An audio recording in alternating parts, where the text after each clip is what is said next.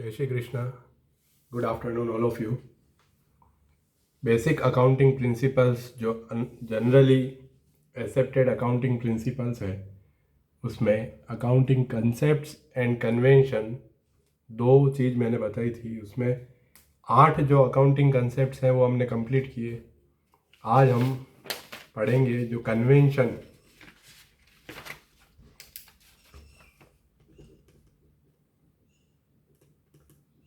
Accounting conventions. Accounting conventions Hindi में इन्हें लेखांकन की परंपराएं कहा जाता है।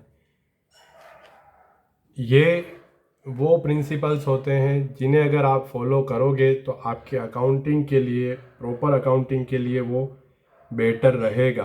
तो यहाँ पर कोई कंपलसरी नहीं होता है कि आपको इन्हें फॉलो करना ही है, जबकि अकाउंटिंग कंसेप्ट जितने भी हमने पढ़े थे वो सब आपको फॉलो करने ही होते हैं अकाउंटिंग करते समय।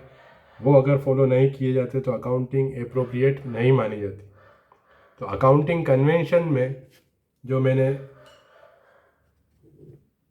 बताए हैं वो है full disclosure concept, full disclosure convention.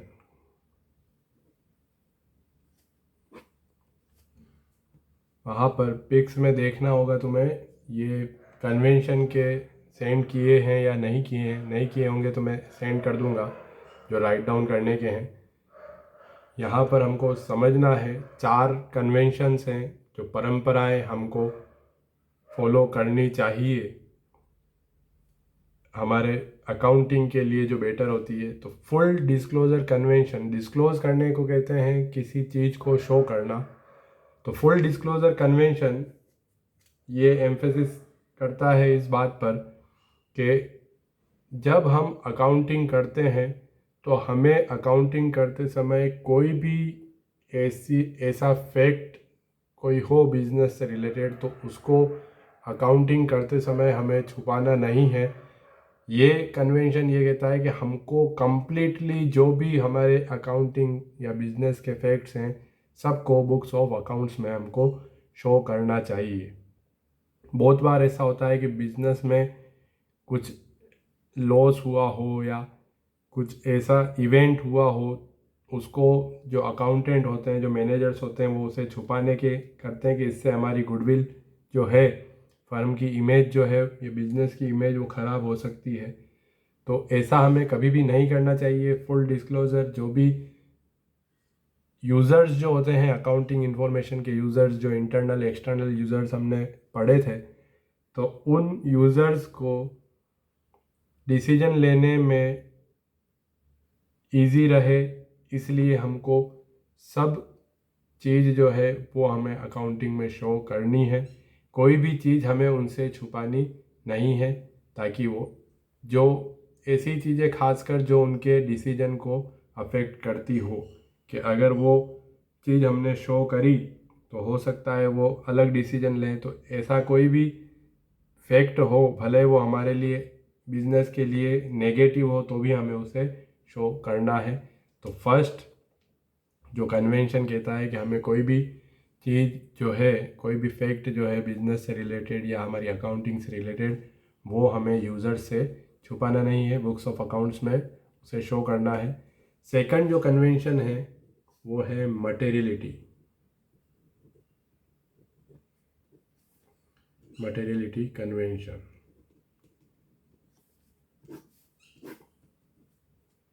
तो एग्ज़ाम में बहुत बार क्वेश्चन आता है कि which convention is the exception of full disclosure convention. तो हमें आंसर लिखना होता है मटेरियलिटी कन्वेंशन, क्योंकि हमने जो ऊपर वाला कन्वेंशन अभी पढ़ा उसका ये अपवाद होता है, उससे अपोजिट ये बात कहता है। फुल डिस्क्लोजर कन्वेंशन जो इस बात पर जोर दे रहा है कि हमें कोई भी चीज़ हमारे बुक्स ऑफ अकाउंट्स में छुपानी नहीं है। जो भी हमारे फैक्ट्स हैं अकाउंटिंग से रिलेटेड, सब हमें बुक्स ऑफ अकाउंट्स में शो करने हैं। जबकि मटेरियलिटी कन्वेंशन, मटेरियल कहते हैं कोई सार वाली बात हो, अपन कहते हैं कोई मटेरियल बात हो तो बताओ, बाकी उसे छोड़ दो। तो यहाँ पर हिंदी में इसे सारता सारता की अवधारणा कहा जाता है। तो मटीरियलिटी कन्वेंशन ये कहता है कि कोई ऐसा मटेरियल, कोई कंटेंट है तो उसे शो करो, बाकी कोई काम का नहीं है तो उसे शो मत करो, भले छोड़ सकते हो। जबकि फुल डिस्क्लोजर कह रहा है कि हमें कोई भी चीज़ छोड़नी नहीं है, सबका सब हमें अकाउंटिंग में शो करना है। तो ये दोनों एक दूसरे के एक्सेप्शन है। मटीरियलिटी कन्वेंशन इस बात पर जोर दे रहा है कि कोई सार वाली बात, जैसे हम कहते हैं सार वाली बात हो तो करो, बाकी छोड़ दो। तो इसका एग्जाम्पल अगर हमें समझना है तो हम समझते हैं कि कोई बड़ी कंपनी है या फर्म है, जैसे मिराज वाला है, वहाँ पर अगर उसके ऑफिस में कोई गेस्ट आते हैं और गेस्ट को रिफ़्रेशमेंट मतलब चाय नाश्ता या इसके लिए हम कोई 200 रुपये या 150 रुपये खर्च करते हैं और उन गेस्ट को नाश्ता करवाया, तो ये जो एक्सपेंसेज वहाँ हुए, तो वहाँ पर जो करोड़ों का बिजनेस है वहाँ पर ये 100-150 रुपये लिखते हैं, तो वो कोई मटेरियल बात नहीं होती, वो कुछ ज़्यादा फ़र्क नहीं डालते हैं उसकी अकाउंटिंग पे।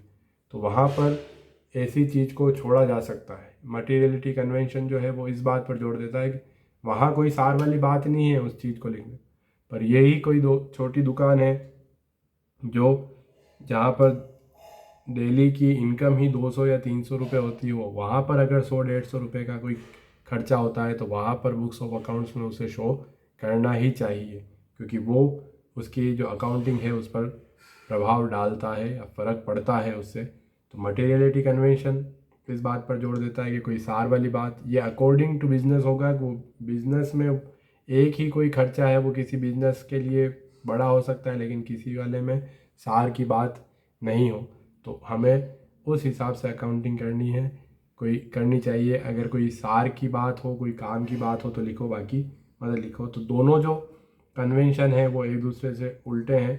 फुल डिस्क्लोज़र कहता है कि कोई भी चीज़ जो है वो हमें छोड़नी नहीं है, सबका सब डिस्क्लोज करना है, शो करना है। जबकि मटीरियलिटी कन्वेंशन कहता है कि हमें कोई काम की जो बात हो वो लिखनी चाहिए, अगर किसी बात में सार नहीं है तो उसे छोड़ देना चाहिए। तो एग्ज़ाम में जब क्वेश्चन आए तो ये दोनों हमको इस तरीके से याद रखने, एक दूसरे के एक्सेप्शन है। Full disclosure convention is the exception of materiality convention and materiality convention is the exception of full disclosure convention. तो ये दो कन्वेंशन हुए। थर्ड जो कन्वेंशन है वो है कंसिस्टेंसी।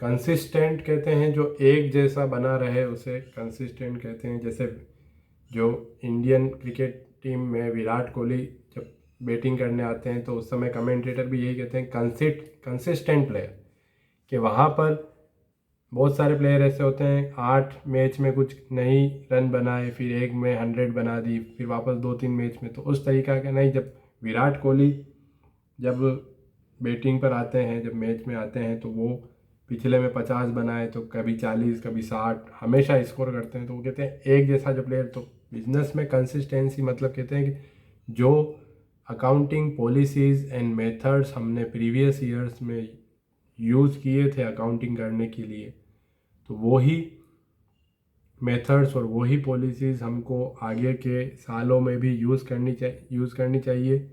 इसे कहा जाता है कंसिस्टेंसी कन्वेंशन। बहुत बार क्या होता है कि लास्ट ईयर हमने डेप्रिसिएशन के लिए या किसी चीज़ की कैलकुलेशन के लिए अलग मेथड फॉलो किया था जो हम आगे पढ़ेंगे, और इस वाले साल में हमने उस मेथड को चेंज कर दिया। फिर दोनों साल को अगर हम कंपेयर करते तो वो कंपैरिजन ही गलत हो जाएगा, क्योंकि पिछले साल आपकी पॉलिसीज़ और मेथड सब अलग थे, इस साल पॉलिसीज़ और मेथड्स आपने चेंज कर दिए। तो इसलिए अगर आपको कंपेरेटिव स्टेटमेंट्स बनाने हों जिससे हम कंपेयर कर सकें सालों से, खुद से इंट्रा फर्म कंपैरिजन या खुद का दूसरी फर्म से कंपैरिजन करना हो, तो उसके लिए कंसिस्टेंसी कन्वेंशन आपको फॉलो करना चाहिए। जो मेथड्स आपने प्रीवियस ईयर्स में यूज़ किए हैं वही आपको आगे वाले सालों में भी यूज़ करने चाहिए, फॉलो करने चाहिए। अगर किसी कारण से आपको किसी मेथड में चेंज लाना पड़े तो फिर उसको अलग से बुक्स ऑफ अकाउंट्स में शो करना चाहिए कि हमने इस साल ये जो हमारी पॉलिसी थी उसको चेंज कर दिया, या हम जो ये मेथड फॉलो करते थे इस मेथड को हमने चेंज कर दिया। बाकी जब तक ज़रूरी नहीं हो तब तक हमें मेथड्स और पॉलिसीज़ जो हैं उनको चेंज नहीं करना चाहिए। जो पिछले सालों में हमने फॉलो करी थी वो कि वो आगे वाले सालों में भी हमको फॉलो करनी चाहिए। और लास्ट और most important convention of conservatism और प्रूडेंस भी कहते हैं इसे, प्रूडेंस कन्वेंशन। कंजर्वेटिज्म हिंदी में कहते हैं रूढ़िवादी।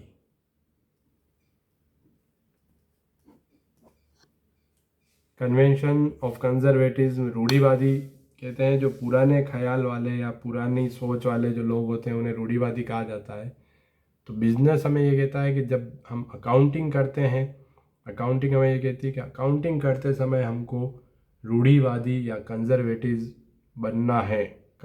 बनना है कि जैसे पुराने जो लोग होते हैं वो आने वाले समय में अगर कुछ लॉस होने वाला है या कुछ ऐसा इंसिडेंट होने वाला है तो उसके लिए वो पहले से तैयारी करके रखते हैं, पहले से प्रिपेयर्ड रहते हैं।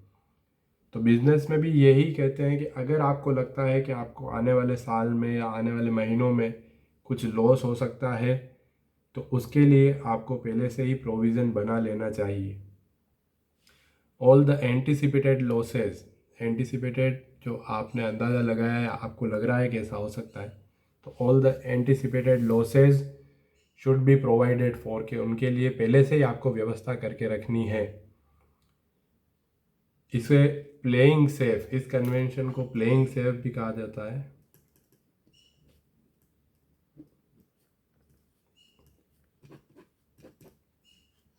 फ्यूचर में कुछ लॉस होने या खर्चा होने की आपको संभावना लग रही है, पॉसिबिलिटीज़ लग रही है, तो उसको पहले से शो कर दो। लेकिन अगर आपको ऐसा लगता है कि हमारे फ्यूचर में ये इनकम हो सकती है तो उसे पहले से शो नहीं करना है, क्योंकि अगर हमने पहले से कोई इनकम शो कर दी तो उससे हमारा प्रॉफिट ज़्यादा शो होगा, और प्रॉफिट ज़्यादा शो होने से टैक्स भी ज़्यादा हमको भरना पड़ेगा।